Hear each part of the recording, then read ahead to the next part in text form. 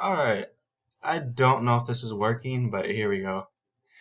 So, just before I get started, this semester has been something else, but I've enjoyed it.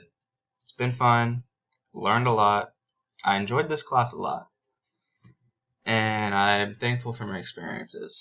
So, now this is my gene expression screencast assignment, yada yada. So, here we go. The gene I chose is TP53, and this TP53, tumor protein P53, it's located on the chromosome 17 at position 13.1. Gene TP53 creates a protein called tumor protein P53, and this protein acts as a tumor suppressor. It helps to regulate and control the growth or proliferation, basically like the division of cells, and it acts to keep abnormal cells such as cancer cells from growing out of control. Mutations to this gene can cause a plethora of health issues, including, breast cancer, bladder cancer, melanoma, lung cancer, and many other cancers and health issues. Here is the taxonomy. I'm not going to read through all of that, but there you go. Now this is the Vista Point thing. I had a lot of issues trying to get this to work. Thank God I finally got this to work and figured out how to take a screenshot on my computer because that was time consuming.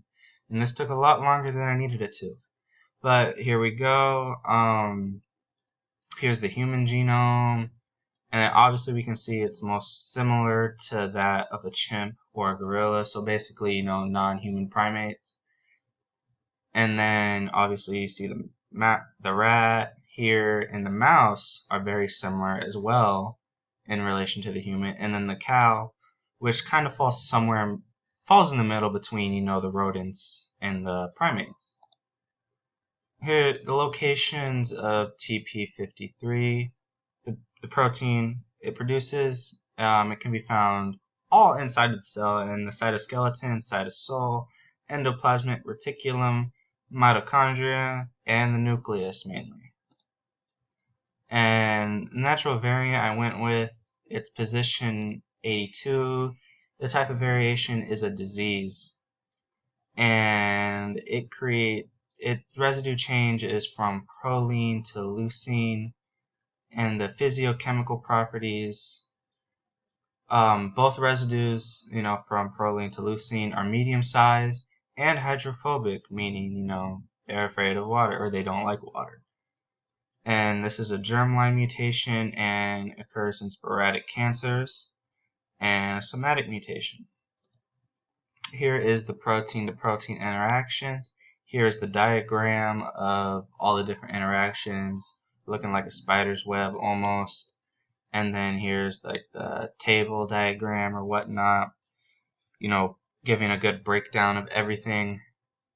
And also one weird thing, or not weird, but like different, on the Uniport or whatever it's called, it called it tumor antigen, which makes sense, but I prefer tumor protein or tumor suppressor. That's just me, but its technical name, I guess, is cellular tumor antigen P53, so I figured I'd throw that in there. And here is the structure, which honestly this is probably my favorite part, was seeing the structure. Honestly, this is my favorite part. I'm not gonna lie.